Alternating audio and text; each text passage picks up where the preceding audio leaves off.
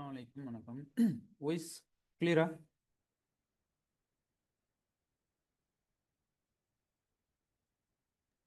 Voice கிளியரா இதா? Clear. Right. அப்போ நாங்கள் வந்து கிளாஸ் ஸ்டார்ட் பண்ணுவோம். என்னன்னு சொன்னால் சரி, யூனிட் 3 சம்பந்தமான விடயங்களை நாங்கள் குயிக் ரிவிஷனின் ஊடாக நாங்கள் பார்க்க வேண்டியிருக்குது. சரி, அப்போ நாங்கள் போன கிளாஸஸில் வந்து யூனிட் 1, அதே மாதிரி யூனிட் 2, அதே மாதிரி யூனிட் 4 இது எல்லாம் வந்து பார்த்து முடிச்சிருந்தோம். அப்போ யூனிட் 3 வந்து நாங்கள் இந்த கிளாஸில் பார்த்து முடிப்போம். சரி, அதை நாங்கள் ஷோர்ட்டாக பார்ப்போம். எது கஷ்டம், என்ன மாதிரி என்ன விடயங்கள் உள்ளடங்கப்பட்டிருக்குது, அதில் எதை வந்து நாங்கள் மெயினாக படிக்கணும். சரியா, இப்படியான நிறைய விஷயங்களை நாங்கள் ஷோர்ட்டாக குயிக்காக நாங்கள் பார்த்து முடிப்போம். சரி, ரைட். தெளிவாக விளங்கிக் கொள்ளணும் விஷயங்கள். ரைட். என்ன சரி டவுட் இருந்தால், என்ன டவுட் இருந்தாலும் யூனிட் 3 சம்மந்தமாக அவ்வளோ டவுட்டையும் வந்து நீங்கள் கேட்டு கிளியர் பண்ணிக்கொள்ளணும். சரி, அப்போ நாங்கள் கிளாஸை ஸ்டார்ட் பண்ணுவோம்.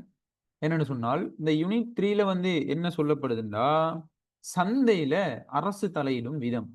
விளைஞ்ச சொல்றது. அப்ப சந்தையில அரசாங்கம் எவ்வாறான முறைகள்ல தலையிட போகுது, அதை நாங்க என்ன செய்ய போறோம், இந்த யூனிட் அலகு 3 ஊடாக விரிவாக பார்க்க போறோம்.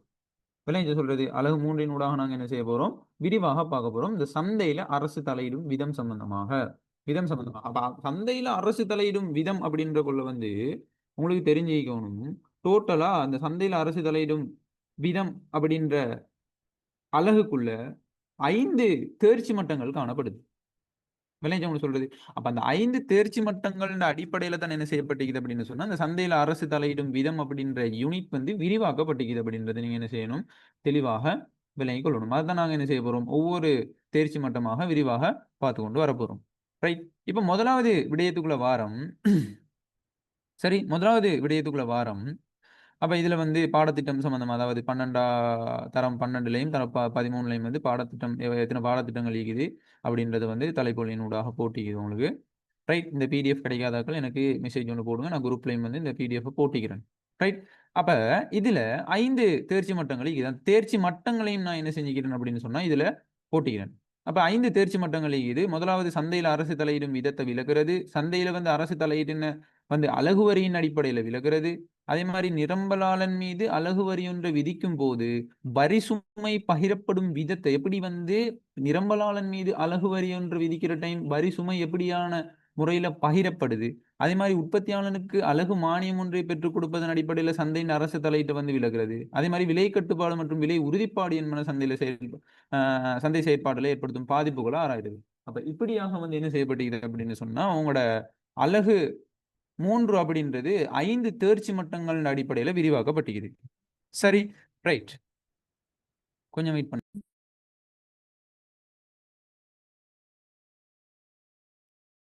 ரைட். அப்ப பார்த்துட்டு வருவோம். 5 தேர்ச்சி மட்டங்கள் அடிப்படையில் உங்களுக்கு யூனிட் 3 அப்படின்றது விரிவாக்கப்பட்டிருக்குது. நாங்க ஒவ்வொரு தேர்ச்சி மட்டமா நாங்க என்ன செய்ய போறோம்டா பார்த்து கொண்டு வரப்போறோம். ரைட். அப்ப முதலாவது தேர்ச்சி மட்டம் 3.1. அப்ப 3 தேர்ச்சி மட்டம் 3.1 என்ன சொல்லப்படுது அப்படின்னு சொன்னால், சந்தையில அரசு தலையிடும் விதத்தை வந்து விளக்குறது.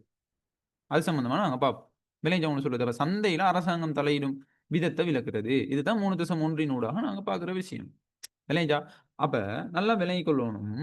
அரசாங்கம் வந்து சந்தையில தலையிடும் பிரதான முறைகள் வந்து அப்படின்னு சொன்னால், இப்படியான 4 முறைகள் அடிப்படையில என்ன செய்யும் அப்படின்னு சொன்னா, அரசாங்கம் தலையிடும். பாருங்க, ஒரு ஷோர்ட்டா உங்களுக்கு இந்த இவ்வளோத்தையும் தான் நாங்க என்ன செய்ய போறோம் அப்படின்னு சொன்னா, விரிவாக நாங்க பார்க்க போறோம். விளைஞ்சா? விரிவாக அடுத்தடுத்த தேர்ச்சி மட்டத்துல பாருங்க, ஒரு தேர்ச்சி மட்டத்தோட அடுத்த தேர்ச்சி மட்டம் எப்படி தொடர் போட்டிக்குதுன்னு சொல்லி விளைஞ்சா அவங்க சொல்றது. அப்ப இவ்வளோ விடயத்தையும் தான் நாங்க என்ன செய்ய போறோம் அப்படின்னு சொன்னால், விரிவாக அடுத்தடுத்த தேர்ச்சி மட்டத்துல யூனிட் 3ல பார்க்க போறோம். அப்ப சந்தையில அரசாங்கம் தலையிடுற விதத்தை விளக்குறது அப்படின்ற தேர்ச்சி மட்டத்துக்குள்ள வந்து அந்த அரசாங்கம் சந்தையில தலையிடும் பிரதான முறைகள் 4 முறைகள் காணப்படுது.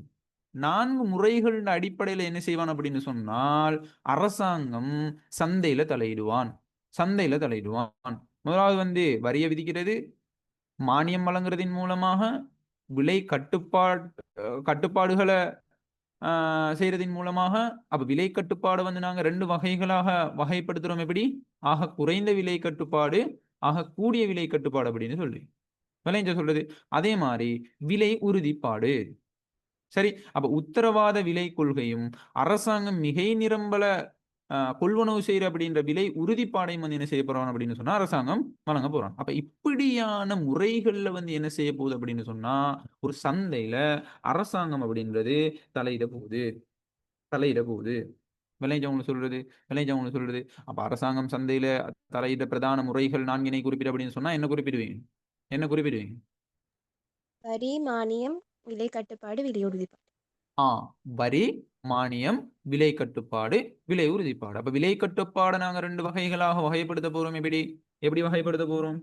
ஆக குறைந்த குறைந்தபட்ச விலை கட்டுப்பாடு, ஆக கூடிய விலை ஆ கட்டுப்பாடு. ஆக குறைந்த விலை கட்டுப்பாடு, ஆக கூடிய விலை கட்டுப்பாடு. அப்ப விலை உறுதிப்பாடு அப்படின்னு சொன்னால், விலை உறுதிப்பாடு அப்படின்னு சொன்னா என்னன்னா, இப்ப அவன் வந்து இப்ப விலை கட்டுப்பாட்டின் மூலமா நீங்க ஆக குறைந்த விலை அப்படின்னு சொல்ல போகொள்ள என்ன வரும்டா, குறைஞ்சபட்சம் இவ்வளவு தான் இதுல விலை.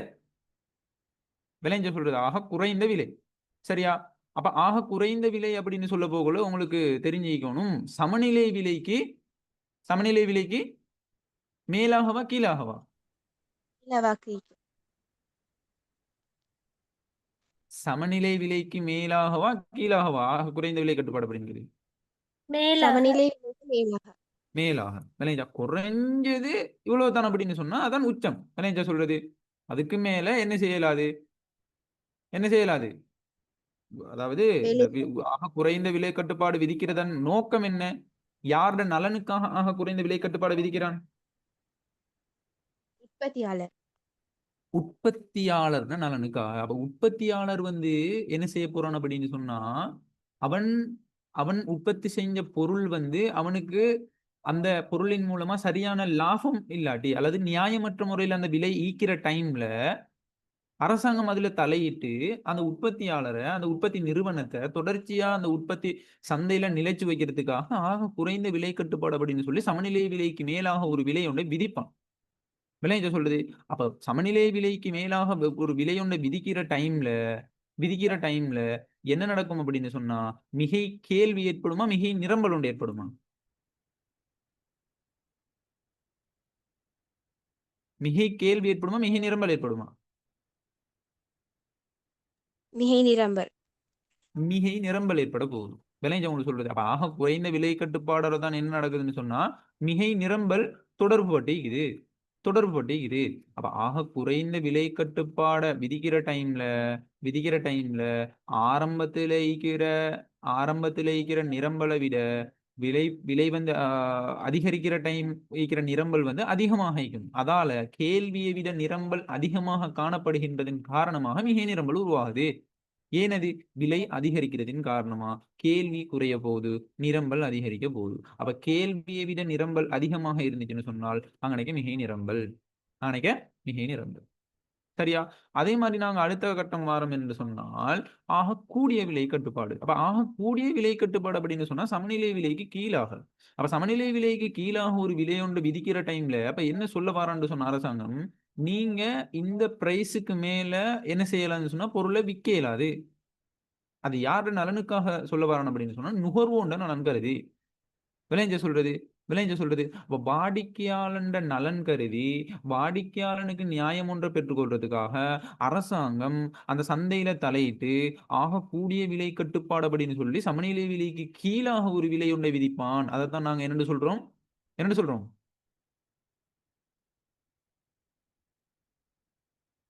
ஆக கூடிய விலை கட்டுப்பாடு. ஆகக்கூடிய விலை கட்டுப்பாடு. குறைந்தபட்ச ஆகக்கூடிய கட்டணம். விலை கட்டுப்பாடு. சரியோ? ரைட். அப்ப ஆகக்கூடிய விலை கட்டுப்பாடு ஆ விலை வந்து விலை கட்டுப்பாடு விதிக்கிற டைம்ல, விலை கட்டுப்பாடு ஒண்ணு செய்ற டைம்ல, அவ வந்து என்ன செய்யும் அப்படின்னு சொன்னா, விலை வந்து சமநிலை விலையை விட குறைவாக காணப்படும். இல்லைங்களா? இப்ப சமநிலை விலையை விட குறைவாக காணப்பட்டுச்சுன்னு சொன்னா, என்ன நடக்கும்? விலை குறைஞ்சா, கேள்வி அதிகரிக்கும், நிரம்பல் குறையும். அப்ப கேள்வி அதிகமாகவும், நிரம்பல் குறைவாகவும் இருந்துச்சுன்னு சொன்னா, எனக்கு என்ன தாக்கம் ஏற்படும்? மிகை கேள்வி அது. மிகை கேள்வி ஏற்பட போகுது. மிகை கேள்வி. சரியா? அதே மாரி நாங்க விலை உறுதிப்பாடு. அப்ப என்ன சொல்லப்படும்? விலை உறுதிப்பாடின் மூலமா விலை உறுதிப்பாடு அப்படின்னு சொன்னா என்னன்னா, அரசாங்கம் சொல்லுவான், நான் வந்து விதிக்கிற விலைக்கே நீ விற்பனை செய்யணும். நான் வந்து குறைந்த விலை கட்டுப்பாடோ அல்லது ஆகக்கூடிய விலை கட்டுப்பாடோ விதிச்சேன் அப்படின்னு சொன்னா, அந்த விலை அந்த அந்த விலையிலே நீ விற்பனை செய்யணும். அதுல என்ன சரி மிகை நிரம்பலோ அல்லது மிகை கேள்வியோ ஏற்பட்டுச்சுன்னு சொன்னா, அதுக்கான ஒரு சொல்யூஷன நான் தாரேன். அதுதான் சொல்றது என்ன? விலை உறுதிப்பாடு. அந்த விலை உறுதிப்பாடு வந்து 2 கொள்கை மூலமா நிறைவேற்றப்படும். எப்படி? உத்தரவாத விலை கொள்கை. அரசாங்கம் மிகை நிரம்பல கொள்வனவு செய்யுது. அதெல்லாம் நாங்க என்ன செய்வோம்? விரிவாக அடுத்தடுத்த தேர்ச்சி மட்டங்கள்ல நாங்க பார்ப்போம். சரியா? இதுதான் வந்து இந்த 3.1 ஊடாக நாங்க பார்க்கிற விஷயம். சந்தையில அரசு தலையிடும் விதத்த வந்து இலங்குறது. அப்ப 4 முறைகள்ல வந்து என்ன செய்ய போறோம் அப்படின்னு சொன்னா, அரசாங்கம் தலையிட போகுது. வரி விதிக்கிறது, மானியம் வழங்குறது, விலை கட்டுப்பாடு, விலை உறுதிப்பாடு. ரைட்.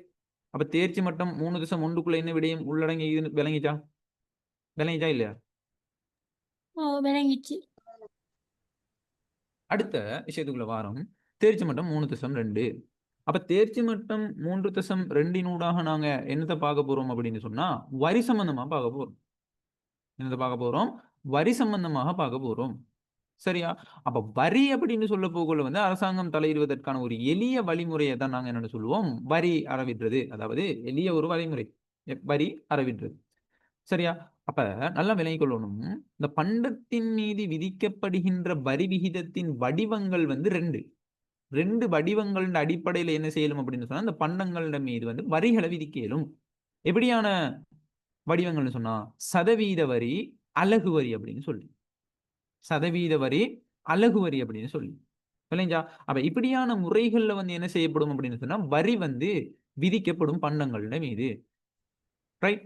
அப்ப உற்பத்தி அல்லது நுகர்வு செய்யப்படுகின்ற பண்டத்தின் பெறுமதி மீது குறிப்பிட்ட சதவீதத்தை வரியாக அறவிடுறது வந்து சதவீத வரி அப்படின்னு சொல்லுவோம். அப்ப 10 வீதமோ 5 வீதமோ அல்லது 12 வீதமோ 18 வீதமோ அப்படின்னு சொல்லி போட்டு குறிப்பிட்ட ஒரு சதவீதத்தை குறிப்பிட்ட ஒரு சதவீதத்தை வரியாக அறவிடுறது வந்து சதவீத வரி அப்படின்னு சொல்லுவோம்.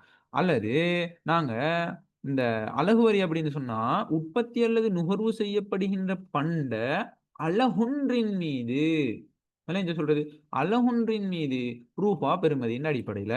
ஒரு அலகுக்கு ஒரு ரூ. 2, ஒரு அலகுக்கு ரூ. 5 அப்படின்னு சொல்லி, இந்த அலகொன்றின் மீது ரூபாண்ட பெறுமதியின் அடிப்படையில வரி அறவிடப்படுவதைத்தான் நாங்க என்ன சொல்றோம் அப்படின்னு சொன்னா, அலகு வரி விதிப்பு அப்படின்னு சொல்றோம்.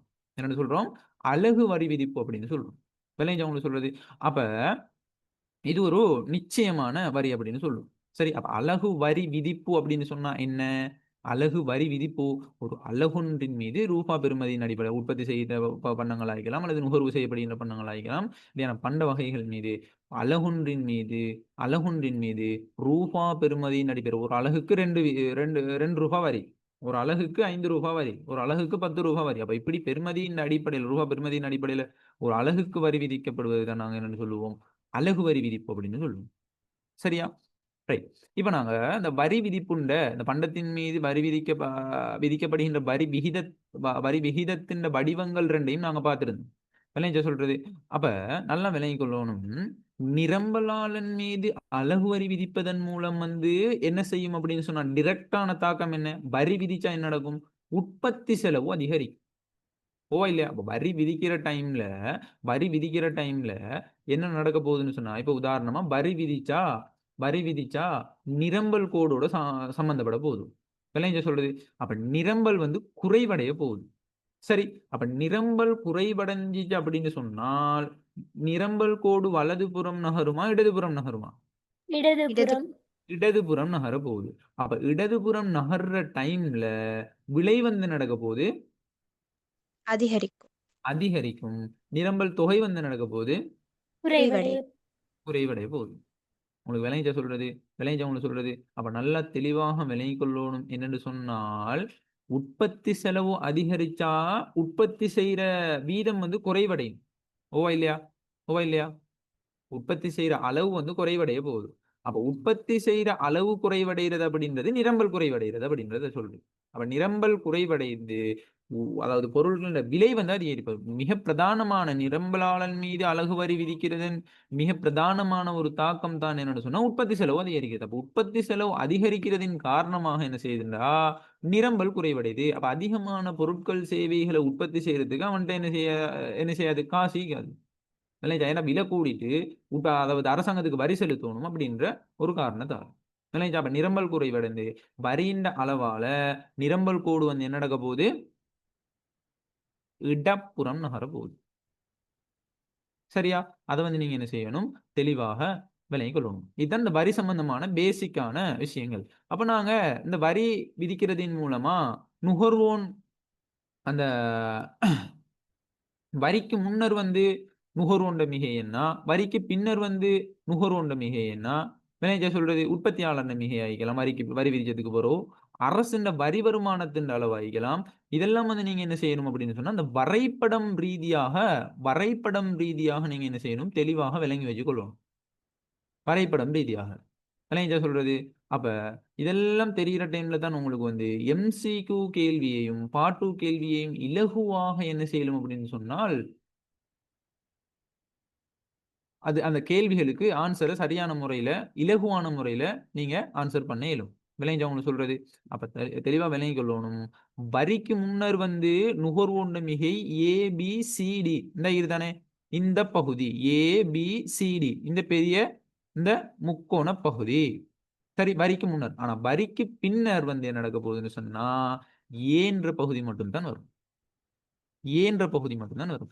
இதுல வந்து நீங்க இன்னொரு விஷயம் விளங்கிக் கொள்ளணும் என்னன்னு சொன்னா, சில கேள்விகள் வந்து இது பாஸ் பேப்பர் அடிப்படையிலயும் வந்துக்குது. வரில ஏற்பட்ட குறைவு என்னன்னு பாஸ் பேப்பர்ல கேட்டுக்கிறான். அப்ப வரில ஏற்பட்ட குறைவு என்ன என்ன எந்த பகுதி ஆயிக்கும்? சாரி. BCD. BCD. வரில ஏற்பட்ட குறைவு இல்ல. சாரி. வரி விதிச்சதுக்கு பிறகு நுகர்வோண்ட மிகையில ஏற்பட்ட குறைவு. BCD. பிசிடி. விளங்கிச்சா உங்களுக்கு சொல்றது? பிசிடி. அதாவது இந்த பகுதி வரிக்கு பின்னர் ஏ பகுதி தான் வந்து என்ன நடக்க போகுதுன்னு சொன்னால் நுகர்வோண்ட மிகையா இருக்க போகுது. வரிக்கு முன்னர் ஏபிசிடி. அப்ப எவ்வளவு குறைவடையுது? பிசிடியால நுகர்வோண்ட மிகை குறைவடையுது. இந்த கேள்விய 2015 அல்லது 14ஆம் ஆண்டு பேப்பர்ல வந்து ஒரு கேள்வியா பார்ட் 2ல ஒரு கேள்வியா கேட்டிருந்தாங்க. நீங்க எடுத்து செக் பண்ணி பாருங்க. அதாவது ஒரு மயக்கத்துக்காக கேட்டீங்கன்னா, நுகர்வோண்ட மிகையில ஏற்பட்ட மாற்றம் எவ்வளவுன்னு கேட்டிருக்கிறான். அப்ப நுகர்வோண்ட மிகையில ஏற்பட்ட மாற்றத்தை நீங்க கண்டுபிடிக்கணும்னா, உங்களோட ஐடியாவை நீங்க சொல்லுங்க பாப்போம். என்ன ஐடியான்ற அடிப்படையில நுகர்வோண்ட மிகையில மாற்றம் கண்டுபிடிப்பீங்க? வரிக்கு ஆரம்ப பொறவோ, வரி விதிச்சதுக்கு பொறவோ, நுகர்வோண்ட மிகையில ஏற்பட்ட மாற்றம். இது பாஸ் பேப்பர்ல கேட்கப்பட்ட கேள்வி. எப்படி நீங்க இதுக்கு ஆன்சர் பண்ணுவீங்க? ஆரம்பத்துல வந்து நுகர்வோர் மிகையை கண்டு வரிக்கு ம். பின்னர் இருக்கிற நுகர்வோர் மிகையை கழிச்சணும். அண்ணா ஹரி. விளைஞ்சவங்க சொல்றது, சில புள்ளைகள் இதுல விட்ட மிஸ்டேக் என்னன்னு சொன்னா, இந்த ஏன்ற பகுதியை கண்டு, அத வந்து அப்படியே போட்டாங்க ஆன்சர்ல. ஆனா அப்படி போட்டா சரியா? சரியா? இல்ல. அப்ப எப்படி போடணும்? ஆரம்பத்துல இருக்கிற நுகர்வோண்ண மிகையை எடுத்து, வரிக்கு பின்னர் இருக்கிற நுகர்வோண்ண மிகையும் எடுத்து, ஆரம்பத்துல இருக்கிற நுகர்வோண்ண மிகையில இருந்து வரிக்கு பின்னர் இருக்கிற நுகர்வோண்ண மிகையை நாங்க என்ன செய்ய போறோம்? என்ன செய்ய போறோம்? கழிக்க கழிக்க போறோம். கழிக்க போறோம். கழிக்க வாரது தான் என்னன்னு சொன்னால், வரி விதித்ததன் பின்னரான நுகர்வோண்ட மிகையில ஏற்பட்ட மாற்றம் மாற்றம் நல்லா விளங்கிக்கொள்ளணும். பாஸ் பேப்பர்ல கேட்கப்பட்ட கேள்வி. நான் அழுத்தி சொல்றதுக்கான ரீசன் என்னன்னு சொன்னா, சம்டைம் உங்களுக்கு கேட்கலாம். விளைஞ்சா உங்களுக்கு சொல்றது பாஸ் பேப்பர் இதுதானே விளைஞ்சா கடந்த கால வினாத்தாள்ல உங்களுக்கு இந்த மாற்றம் சம்பந்தமா கேட்டுக்கிறான். விளைஞ்சா நீங்க அதுக்கு தெளிவா நல்லா யோசிச்சு ஆன்சரை கொடுக்கணும். என்ன கேள்வி கேட்கப்படுறான் அப்படின்றத யோசிச்சு தான் நீங்க ஆன்சரை கொடுக்கணும். கேள்வியை நல்லா விளங்கிக்கொள்ளணும். மாற்றம் கேட்கிறானா, இல்லாட்டி வரிக்கு பின்னரான நுகர்வோண்ண மிகையை கேட்கிறானா, நுகர்வோண்ண மிகையில ஏற்பட்ட மாற்றத்தை கேட்கிறானா அப்படின்றத தெளிவா கேள்வியை ஃபுல்லா ரீட் பண்ணி தான் ஆன்சரை கொடுக்கணும். இதை தெளிவா நான் சொல்றதுக்கான ரீசன் என்னன்னு சொன்னா, 2015ஆம் ஆண்டுல நிறைய பேர் பிழை ஊட்டினாங்க இந்த இந்த இந்த கேள்விக்கு. விளைஞ்சா உங்களுக்கு சொல்றது ரைட். அப்ப அடுத்ததாக வாரம் நாங்க உற்பத்தியாளர் மிகை. அப்ப உற்பத்தியாளர் மிகை வந்து ஆரம்பத்துல GHFI HGFI இந்த முக்கோண பகுதி. வரிக்கு பின்னர் உற்பத்தியாளர் மிகை இந்த ஐ பகுதி மட்டும் தான் வரும். அவங்க சொல்றது இந்த ஐ பகுதி மட்டும் தான் வரும். அதை வந்து நீங்க என்ன செய்யணும்? தெளிவாக விளங்கிக் கொள்ளணும். இது வந்து உற்பத்தியாளர் மிகை. அப்ப அரசாங்கத்தின் வரி வருமானம் என்னன்னு கேட்டால் இந்த இந்த பொக்ஸ் பகுதி, அதாவது BHGC சரியா? BCHG இந்த பொக்ஸ் பகுதி தான் என்னன்னு சொன்னா அரசுண்ட வரி வருமானம். அரசுண்ட வரி வருமானம். சரியா? அதே மாதிரி அதே மாதிரி அடுத்தது என்னன்னு சொன்னால் சமூக மிகை அல்லது மொத்த மிகை அப்படின்ற ஒரு விஷயம் இருக்குது. அது வந்து என்னது? இந்த அரச வரி வருமானத்தையும் இந்த ஏயையும் ஐயையும் கூட்ட வாருது. அரச வரி வருமானத்தோட வரிக்கு பின்னரான நுகர்வோன் மிகையும் வரிக்கு பின்னரான உற்பத்தியாளர் மிகையும் கூட்ட வாருதான் என்னது? சமூக மிகை அல்லது மொத்த மிகை அப்படின்னு சொல்றது.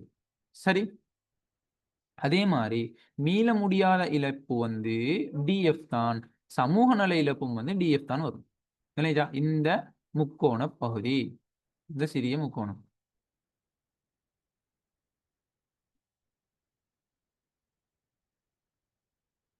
சரி, டிஎஃப் பகுதி தான் என்ன நடக்க போகுது? மீள முடியாத நல இழப்போ சமூக நல இழப்போ ரெண்டுமே இந்த பகுதியால தான் காட்டுவோம். சரியா? அப்ப இவ்வளவுதான் இந்த வரி சம்பந்தமான விஷயம். சரி, இது வந்து நுகர்வோன் செலுத்துற விலை வந்து P2. இந்த விலையின் அடிப்படையில தான் நுகர்வோன் செலுத்துவான். உற்பத்தியாளருக்கு கிடைக்கிற விலை P1. அப்ப இந்த கெப் வந்து யாருக்கு போக போகுது? யாருக்கு போக அரசு போகுது? அரசு அரசாங்கத்துக்கு போக போகுது. விளைஞ்ச சொல்றது அரசாங்கத்துக்கு போக போகுது. இவ்வளவு தான் நீங்க இந்த வரி சம்பந்தமான இந்த வரைபடத்துல விளங்கிக் கொள்ள வேண்டிய விஷயம். சரி, ரைட். அப்ப அலகு வரியை நாங்க கண்டுபிடிக்க போறோம்னு சொன்னா இந்த P2ல இருந்து P1 கழிக்க போறோம். இந்த கழிக்க வரை தானே எங்கட அலகு வரி. சரியா? அதையும் நீங்க என்ன செய்யணும்? தெளிவாக விளங்கிக் கொள்ளணும். ரைட். இப்ப வரி சம்பந்தமா வந்து பேசிக்கான விஷயங்கள் எல்லாம் வந்து உங்களுக்கு சொல்லப்பட்டிருக்குது. இதுல என்ன சரி டவுட் ஒலிக்குதா? யாருக்கு சரி? டவுட் இல்லைன்னா குயிக்கா செட்ல சரி இல்லாட்டி அன்மியூட் பண்ணி சரி கேளுங்க பாப்போம்.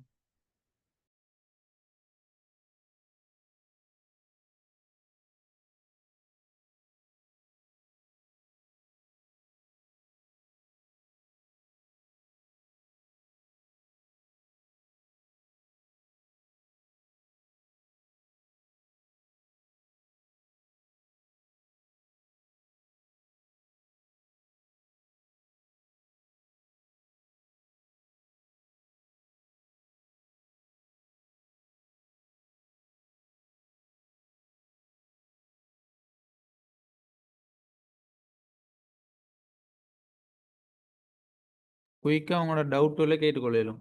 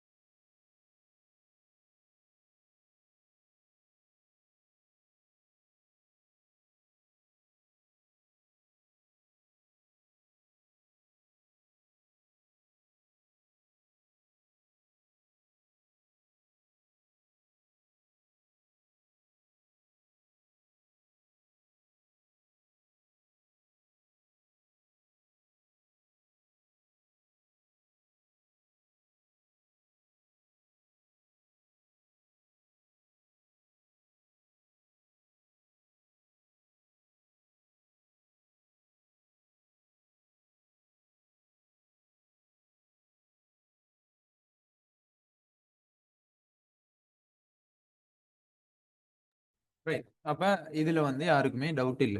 சரி. அப்ப நாங்க அடுத்ததாக பார்க்க போறோம். தேர்ச்சி மட்டம் 3.3. அப்ப தேர்ச்சி மட்டம் 3.3 ஊடாக நாங்க என்ன பார்க்க போறோம் அப்படின்னு சொன்னால், நிரம்பலாளர் மீது அலகு வரி ஒன்ற விதிக்கிற டைம்ல வரி சுமை பகிரப்படுற விதம். சரியா? அப்ப நிரம்பலாளன் மீது அலகு வரி ஒன்ற விதிக்கிற டைம் வரி சுமை எப்படி பகிரப் போகுது? எப்படி வரி சுமைய பகிர போறோம்? நிரம்பலாளன் மீது. சரியா? அப்ப நிரம்பலாளன் மீது வரி ஒன்று அலகு வரி ஒன்று விதிக்கிற டைம்ல வரி சுமை பகிரப்படுற விதம் சம்பந்தமா நாங்க பார்க்க போறோம். அப்ப நல்லா விளங்கிக் கொள்ளணும். 10 வகையான கேள்வி நெகிழ்ச்சி நிலைமைகளில் வரி சுமை பகிரப்படும் விதம் பின்வருமாறு. கேள்வி நெகிழ்ச்சி நிலைமைகள்ல 10 வகையான கேள்வி நெகிழ்ச்சி வந்து 5 வகையான கேள்வி நெகிழ்ச்சிகள் தானே இருக்குது. 5 வகையான கேள்வி நெகிழ்ச்சியும் 5 வகையான நிரம்பல் நெகிழ்ச்சி. அப்ப 2யும் சேர்த்து தான் 10 வகையான நெகிழ்ச்சி என்று சொல்லி பொதுவா போட்டிக்கணும். ஆனா இதுல இப்படி கேள்வி நெகிழ்ச்சி அப்படின்றது மட்டும் வந்தது பில. 10 வகையான கேள்வி மற்றும் நிரம்பல் நெகிழ்ச்சி நிலைமைகளில் வரி சுமை பகிரப்படும் விதம் பின்வருமாறு அப்படின்னு சொல்லி நீங்க என்ன செய்யுங்க, இந்த ஹெட்லைனை மாத்திக்கோங்க. சரியா? மாத்திட்டீங்களா?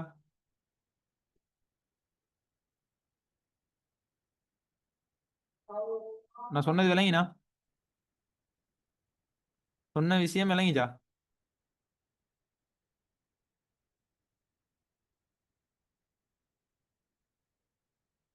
பத்து வகையான கேள்வி மற்றும் நிரம்பல் நெகிழ்ச்சி நிலைமைகளில் வரி சுமை பகிரப்படும் விதம் பின்வருமாறு அப்படின்னு சொல்லி ஹெட்லைனை மாத்திக்கோங்க.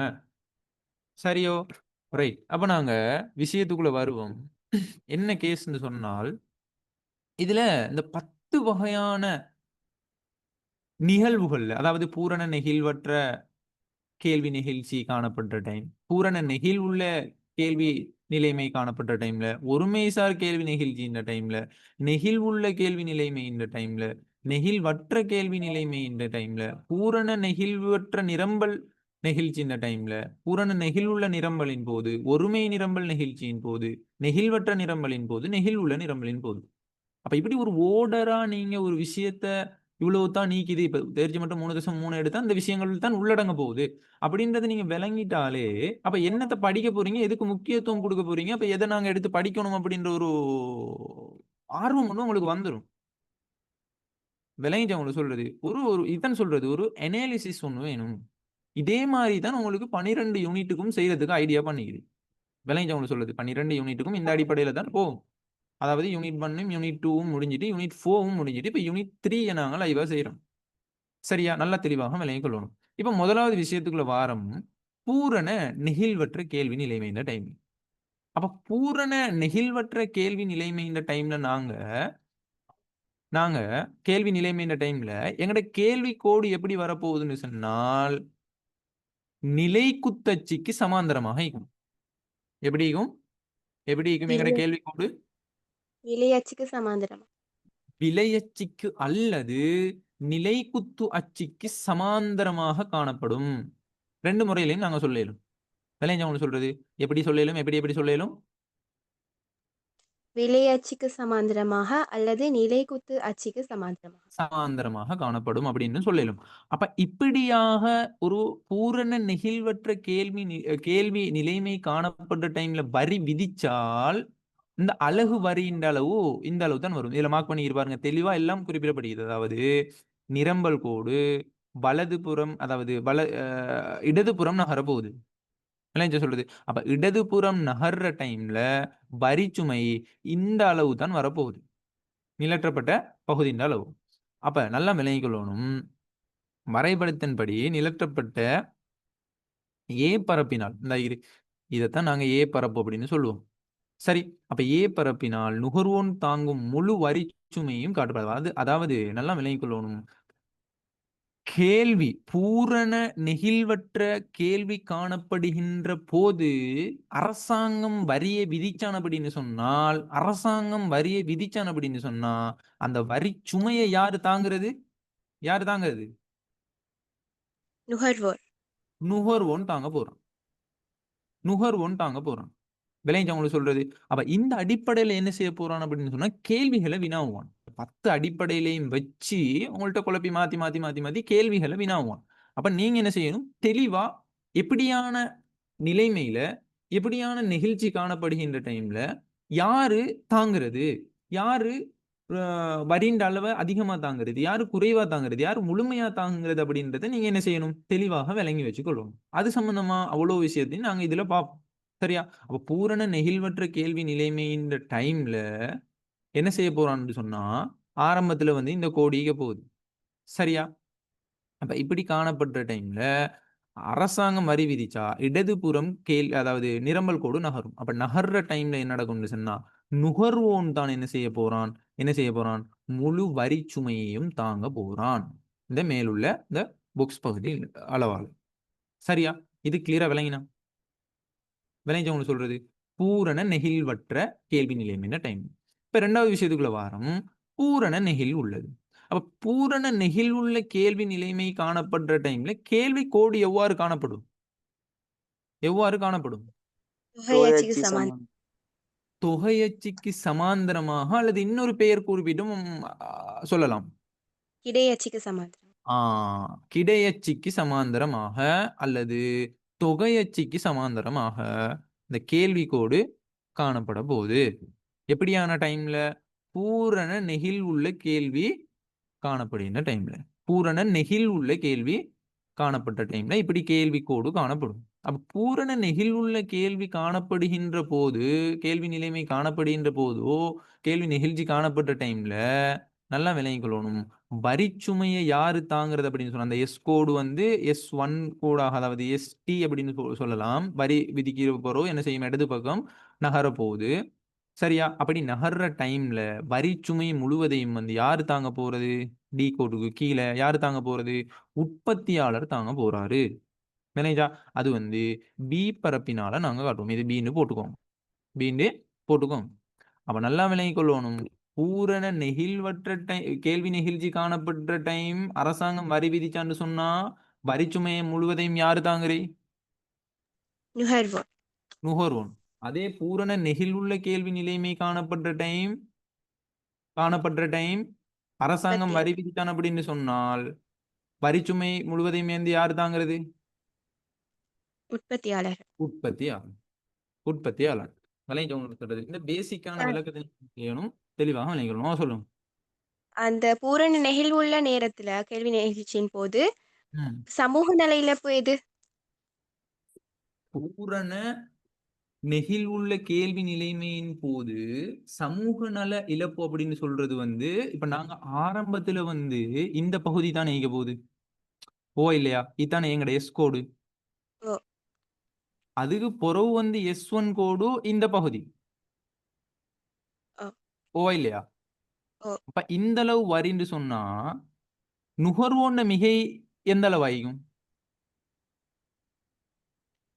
சாரி, உற்பத்தியாளர்ன மிகை கீழே இருக்கிற முக்கோணம் P1 இன்- B O.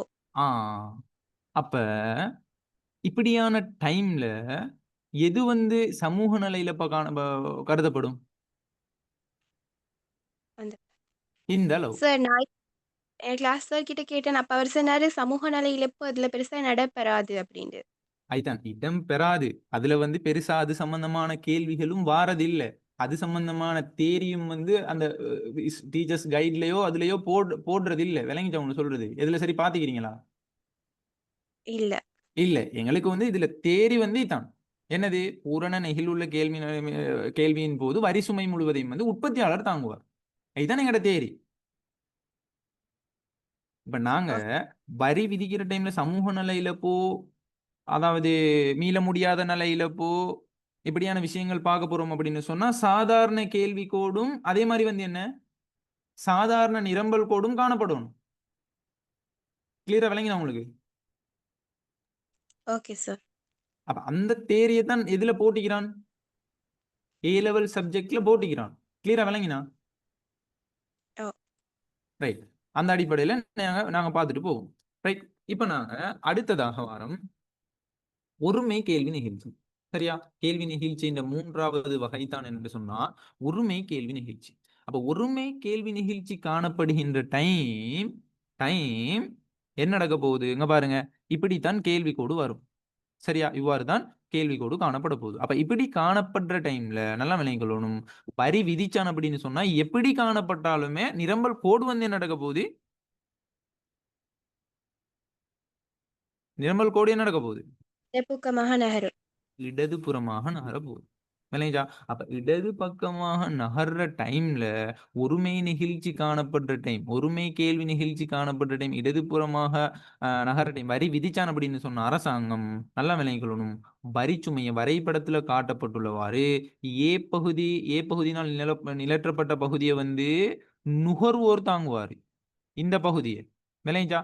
அதே மாதிரி பி பகுதியினால நிலற்றப்பட்ட பகுதியை வந்து உற்பத்தியாளர் தாங்குவாரு. உற்பத்தியாளர் வந்து தாங்குவாரு. விளங்கிச்சா? அப்ப 2 பேருமே என்ன செய்ய போறாங்க? எப்படியாக வந்து இந்த ஒருமை கேள்வி நிகழ்ச்சி காணப்பட்ட டைம்ல 2 பேருமே சமமாக வரிச்சுமையை பகிர போறாங்க. வரிச்சுமை பகிரப்படும். விளங்கிச்சா? உற்பத்தியாளருக்கும் நுகர்வோனுக்கும் சமமாக வரிச்சுமை பகிரப்படும். எப்படியான கேள்வி நிகழ்ச்சி காணப்பட்ட டைம்? அழகு நிகழ்ச்சியின் போது. அலகு நிகழ்ச்சியின் போது அல்லது ஒருமை கேள்வி நிகழ்ச்சியின் போது. அலகு கேள்வி நிகழ்ச்சி அல்லது ஒருமை கேள்வி நிகழ்ச்சி காணப்பட்ட டைம். சரியோ? அதை வந்து நீங்க என்ன செய்யணும் என்றால் தெளிவாக விளங்கிக் கொள்ளணும். ரைட். அடுத்ததாக நாங்க வாரம் நெகிழ்வற்ற கேள்வி நிலைமை. அப்ப நெகிழ்வற்ற கேள்வி நிலைமைன்ற டைம்ல நல்லா விளங்கிக் கொள்ளணும். நெகிழ்வற்ற கேள்வி நிலைமையின் போது கேள்வி கோடு எப்படி இருக்கும் சொன்னா நிலை குத்து அச்சுக்கு மென்சாய்வாக இருக்கும் அல்லது விலை அச்சுக்கு மென்சாய்வாக இருக்கும். அப்படி நிலை குத்து அச்சு அல்லது விலை அச்சுக்கு மென்சாய்வா காணப்பட்ட டைம் நெகிழ்வற்ற கேள்வி நிலைமைன்ற டைம் என்ன நடக்க போகுதுன்னு சொன்னா அரசாங்கம் வரி விதிச்சான் அப்படின்னு சொன்னா எங்களுக்கு விளங்கிக் கொள்ள வேண்டிய விஷயம் என்னண்டா அதிகமான வரிச்சுமையை வந்து யாரு தாங்கிறதுன்னு சொன்னால் யாரு தாங்கிறது? நுகர்வாளர். நுகர்வாளர். மேல உள்ள பகுதி. விளங்கிச்சா? அதிகமான வரிச்சுமையை யாரு தாங்கிறது?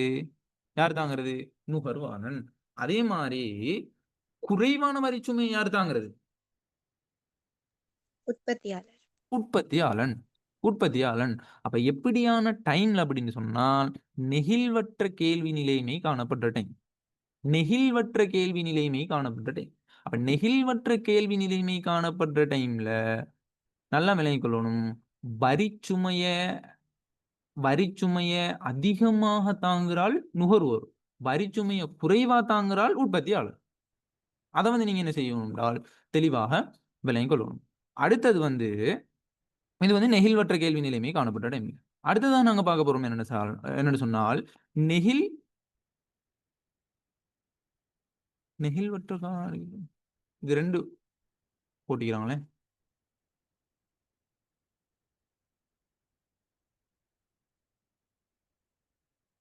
ரைட். இதுல வந்து நெகிழ் உள்ள கேள்வி நிலைமை அப்படின்னு சொல்லி போட்டு வரும். சரியா? 2யும் வந்து ஒரே மாதிரி போடுபட்டுக்குது. நெகிழ் உள்ள கேள்வி நிலைமை காணப்பட்ட டைம்ல. அப்ப நெகிழ் உள்ள கேள்வி நிலைமை காணப்படுகின்ற டைம்ல இதுக்கு மாற்றுப்படியாக வரும். கேள்வி கோடு நெகிழ்வற்ற நிலைமை காணப்படுகின்ற டைம்ல எப்படி காணப்படும் அப்படின்னு சொன்னால் கிடையச்சிக்கு மென்சாய்வாக காணப்படும். இப்படி கிடையச்சிக்கு மென்சாய்வாக காணப்படும். விளைஞ்சா? அப்ப கிடையச்சிக்கு மென்சாய்வா காணப்படுற டைம் வரிச்சுமைய அதிகமா தாங்குறாள் யாரு? உற்பத்தியாளன். குறைவான வரிச்சுமையை தாங்குறாள் யாரு? நுகர்வாளர். விளைஞ்சா உங்களுக்கு சொல்றது. அப்ப இது இந்த படத்துக்காக தான் இதே அந்த மேல உள்ளதே திருப்பி போடுபட்டுக்கிட்டு இதை கேன்சல் பண்ணிட்டு இதை வந்து நீங்க என்ன செய்யுங்க நோட் பண்ணிக்கோங்க. சரியா? அப்ப நெகிழ்வற்ற கேள்வி நிலைமைன்ற டைம்ல நல்லா விளங்கிக் கொள்ளணும். அதாவது கூடுதலான வரிச்சுமையை நுகர்வோர் தாங்குவாங்க, குறைவான வரிச்சுமையை உற்பத்தியாளர் தாங்குவாங்க. நெகிழ் உள்ள கேள்வி இது நாங்க என்ன சொல்லுவோம், இதை வெட்டி போட்டு நெகிழ் உள்ளன்னு போட்டு இந்த படத்தை நீங்க என்ன செய்யுங்க வரைஞ்சுக்கோங்க. அப்ப நெகிழ் உள்ள கேள்வி நிலைமை இந்த டைம்ல அதிகமான வரிச்சுமையை யாரு தாங்கிறதுன்னு சொன்னா உற்பத்தியாளர், குறைவான வரிச்சுமையை யாரு தாங்கிறது? நுகர்வாளர். விளைஞ்சா அதை வந்து நீங்க என்ன செய்யணும், தெளிவாக விளைக்கணும். அடுத்ததாக நாங்க வாரம் நிரம்பலுக்குள்ள வாரம். பூரண நெகிழ்வற்ற நிரம்பல். பூரண நெகிழ்வற்ற நிரம்பல். அப்ப பூரண நெகிழ்வற்ற நிரம்பல் காணப்பட்டுச்சு அப்படின்னு சொன்னா அந்த நிரம்பல் கோடு எப்படி இருக்கும் என்றால், நிரம்பல் கோடு நல்லா விளங்கிக் கொள்ளணும், விலையச்சுக்கு சமாந்தரமாக காணப்படும் அல்லது நிலைக்குத்தச்சுக்கு சமாந்தரமாக காணப்படும். அப்ப பூரண நெகிழ்வற்ற நிரம்பல் காணப்படுகின்ற டைம் வரி விதிச்சான் அப்படின்னு சொன்னா என்ன நடக்க போகுது, பூரண நெகிழ்வற்ற நிரம்பலின் டைம் முழு வரிச்சுமையும் யாரு தாங்கிறது, உற்பத்தியாளன் தாங்க போறான். இந்த பி பகுதியால வரப்போகுது. யார் தாங்க போறது, யார் தாங்க போறது, உற்பத்தியாளன் தாங்க போறான். எப்படியான நேரத்துல, எப்படியான சந்தர்ப்பத்துல, பூரண நெகிழ்வற்ற டைம், நெகிழ்வற்ற நிரம்பல் காணப்பட்ட டைம்ல. விளைஞ்சா அதே மாதிரி நாங்க அடுத்த விஷயம் மாறும், பூரண நெகிழ்வுள்ள நிரம்பல். அப்ப பூரண நெகிழ்வுள்ள நிரம்பல் அப்படின்னு சொல்ல போகல வந்து என்ன நடக்க போகுது, என்ன நடக்க போகுது, இந்த நிரம்பல் கோடு அப்படின்றது, நிரம்பல் கோடு அப்படின்றது கிடையச்சிக்கு மின்சாய்வாக இருக்கும் அல்லது தொகையச்சிக்கு மின்சாய்வாக இருக்கும். அப்படி காணப்படுற டைம்ல, அப்படி காணப்படுற டைம்ல முழு வரிச்சுமையும் வந்து யாரு தாங்கிறதுன்னு சொன்னால் நுகர்வோன் தாங்குவான். அந்த ஏன்ற பகுதியால், ஏன்ற பரப்பால என்ன செய்வான்டால் நுகர்வோன் தாங்கிக் கொள்வான். விளைஞ்சா சொல்றது. அப்ப எப்படியான நேரத்துல பூரண நெகிழ்வுள்ள நிரம்பலின் பொது. அப்ப இப்படியான விஷயங்களை தான் நீங்க என்ன செய்யணும்னு சொன்னா மெயினா நோட் பண்ணிக்கொள்ளணும். இதன் ஷார்ட் நோட்ஸ், குயிக் ரிவிஷன் அப்படின்னு சொல்றது. விளைஞ்சா அப்ப தெளிவா வந்து நாங்க குயிக்கா ரிவிஷன் பண்ணிக்கொள்ளும். எம்சிக்யூ செய்யறதுக்கும் இது பண்ண போகுது. பார்ட் 2 கேள்விகளுக்கும் ஐடியா எடுக்கிறதுக்கு இந்த செமினார் வந்து யூஸ் ஆகிக்க போகுது. விளைஞ்சா உங்களுக்கு சொல்றது. அப்ப தெளிவா வந்து நல்லா தெளிவாக விளங்கிக்கொள்ளணும். பூரண நெகிழ்வுள்ள நிரம்பலின் போது, பூரண நெகிழ்வுள்ள நிரம்பலின் போது என்ன நடக்க போகுதுன்னு சொன்னால் முழு வரிச்சுமையும் யார் தாங்கிறது, யார் தாங்கிறது, நுகர்வு நுகர்வோன் தாங்க. நுகர்வார். விளைஞ்ச சொல்றது. அதே மாதிரி அடுத்தது வாரம் ஒருமை நிரம்பல் நிகழ்ச்சி. ஒருமை நிரம்பல் நெகிழ்ச்சின்ற டைம்ல நல்லா விளங்கிக் கொள்ளணும். ஒருமை நிரம்பல் நெகிழ்ச்சின்ற டைம்ல நுகர்வோன் மற்றும் உற்பத்தியாளனுக்கு இடையில வரிச்சுமை வந்து சமமாக பகிர போகுது. விளங்கிச்சா? அப்ப இதுல வந்து இந்த வரைபடங்கள் பிழையாக இருக்கலாம். ஆனா வரைபடங்கள் பிழையாக இருந்ததுக்கு நாங்க ஒருமை நிரம்பல் நெகிழ்ச்சி அப்படின்னு சொல்ல போகல இப்படித்தான் கோடு வரும். சரி, அப்ப இப்படி காணப்பட்ட டைம்ல வரி விதிச்சான் அப்படின்னு சொன்னால் நல்லா தெளிவாக விளங்கிக் கொள்ளணும். 2 பேருக்குமே சமனாகத்தான் என்ன செய்ய போகுது, வரி வந்து பகிரப்பட போகுது. வரி சுமை வந்து பகிரப்படும். யார் யாருக்கு, நுகர்வோனுக்கும் உற்பத்தியாளனுக்கும் இடையில வரி சுமை சமமாக பகிரப்படும். பாருங்க, சமமாக பகிரப்படும். இதுல வரைபடம் கொஞ்சம் பிழையா ஆகிக்குது. இந்த வரைபடத்தை போட்டுக்கோங்க. ரைட். ஒருமை நிரம்பல் நிகழ்ச்சி காணப்பட்ட டைம்ல நல்லா விளங்கிக்கொள்ளணும். நுகர்வோன் மற்றும் உற்பத்தியாளனுக்கு இடையில வரி சுமை எப்படி எப்படி பகிரப்படும், எவ்வாறான அடிப்படையில பகிரப்படும், சம அளவுல. சமமாக, சம அளவுல பகிரப்படும். சரியா? அடுத்ததாக நாங்க வாரம் நெகிழ்வற்ற நிரம்பல். அப்ப நெகிழ்வற்ற நிரம்பல் காணப்பட்டுச்சு அப்படின்னு சொன்னா நிரம்பல் கோடு வந்து என்ன செய்ய போகுது, என்ன செய்ய போகுது, எப்படி காணப்படும், இடப்பக்கம் நகரும். இடப்பக்கம் நகரப்போகுது. நெகிழ்வற்ற நிரம்பலின் டைம்ல வரி விதிச்சான்னு சொன்னால் நல்லா விளங்கிக் கொள்ளணும். குறைந்த வரிச்சுமையை வந்து நுகர்வோராலும் பாருங்க, குறைந்த வரிச்சுமையை நுகர்வோராலும் கூடிய வரிச்சுமையை வந்து உற்பத்தியாளர் மீதும் என்ன செய்வாங்க அப்படின்னு சொன்னா தாங்கிக் கொள்வாங்க, சாட்டப்படும். விளைஞ்சா எப்படியான டைம்ல, நெகிழ்வற்ற நிரம்பல் காணப்பட்ட டைம்ல. அப்ப நெகிழ்வற்ற நிரம்பல் காணப்பட்ட டைம்ல இப்படித்தான் கோடு வரும். சரி, அதே மாதிரி அடுத்த விஷயம் மாறும் என்னன்னா நெகிழ்வுள்ள நிரம்பல். அப்ப நெகிழ்வுள்ள நிரம்பல் காணப்படுகின்ற டைம் நல்லா விளங்கிக் கொள்ளணும். இந்த படத்தை பாருங்க. எஸ்ல இருந்து S1 ஆக வந்து என்ன நடக்குது, என்ன நடக்குது, நிரம்பல் கோடு இடப்புறம் நகருது. அப்ப நெகிழ் உள்ள நிரம்பல் நிலைமையின் போது ஏ பரப்பினால் காட்டப்பட்டுள்ளபடி வந்து நுகர்வோன் வந்து அதிகமான வரிச்சுமையை தாங்க போறான். பி பரப்பினால காட்டப்பட்டுள்ள மாதிரி குறைந்த வரிச்சுமையை வந்து உற்பத்தியாளன் தாங்கிக் கொள்வான். விளைஞ்சா உங்களுக்கு சொல்றது. அதை வந்து விளங்கிக் கொள்ளணும். இது வந்து நெகிழ் உள்ள நிரம்பல் நிலைமைன்ற டைம். சரி, அப்ப இப்படி வந்து நீங்க என்ன செய்யணும் அப்படின்னு சொன்னா அந்த 10 விடயங்களுக்கும் வந்து வரிச்சுமைய நுகர்வோனும் உற்பத்தியாளனும் எப்படி தாங்கிக் கொள்றாங்க. இப்ப நான் மாறி மாறி கேட்க போறேன். நீங்க வந்து குயிக்கா சொல்ல போறீங்க. பூரண நெகிழ் உள்ள டைம், பூரண கேள்வி நெகிழ் உள்ள டைம்ல யார் தாங்கி எப்படி வரிச்சுமை பகிரப்படும்? பூரண கேள்வி நெகிழ் உள்ள டைம். சொல்லுங்க பாப்போம். உற்பத்தியாளனே அதிகமா வரிச்சுமை இருக்கும். பூரண அனைத்து நெகிழ் உள்ள கேள்வி. அனைத்து வரி அளவையும் நுகர்வாள். யாரு? வரிச்சுமை நுகர்வாள். முழுவதையும் வந்து உற்பத்தியாளர் மீது சுமத்தும். Very good. பாருங்க, இப்ப இந்த உற்பத்தியாளர் மாத்தி மாத்தி கேட்கிற டைம்ல உங்களுக்கு குழம்புறா இல்லையா? அந்த குழப்பம் ஈக்கப்படாது. அந்த குழப்பம் இருந்துச்சுன்னு சொன்னா நீங்க சரியா அதை வந்து விலையும் கொள்ளல, சரியா படிக்கல, சரியா ரிவிஷன் பண்ணல அப்படின்னு அர்த்தம். விளைஞ்சா அப்ப நான் கேட்க போறேன், பூரண நெகிழ்வற்ற டைம், பூரண நெகிழ்வற்ற கேள்வி நிலைமை இந்த டைம்ல நுகர்வோன் அதிகமா தாங்க. வரிச்சுமை முழுவதும் நுகர்வோன் மீது சுமத்தப்பட்டிருக்கு. சருகான். நீங்க வந்து 2 முறையும் ஆன்சர் பிள்ளையே அதான் சொல்லிக்கிறீங்க. சருகான் நல்லா தெளிவா விளங்கிக் கொள்ளணும், நல்லா படிக்கக்கூடிய ஆள் சருகான், நல்லா தெளிவாக விளங்கிக் கொள்ளணும். முழுவதும்ன்ற வேர்டு வந்து வரணும் நீங்க. வரிச்சுமை முழுவதையும் யாரு தாங்கிக் கொள்றே சருகான்? பூரண நெகிழ்வற்ற டைம் நுகர்வோன். நுகர்வோன். அந்த முழுவதும்ன்ற வேர்டு வந்து உங்களுக்கு போன முறை ஆன்சர் பண்ற டைம் மிஸ் ஆகிச்சு, இந்த முறை ஆன்சர் பண்ற டைம் நீங்க மிஸ் பண்ணீங்க. பூரணன்ற விடயம் வார டைம்ல, பூரண நெகிழ்வற்ற வார டைம்ல, பூரண நெகிழ்வற்ற கேள்வி நிலைமை இந்த டைம்ல வரி விதிச்சான் அப்படின்னு சொன்னா அதாவது நுகர்வோன்.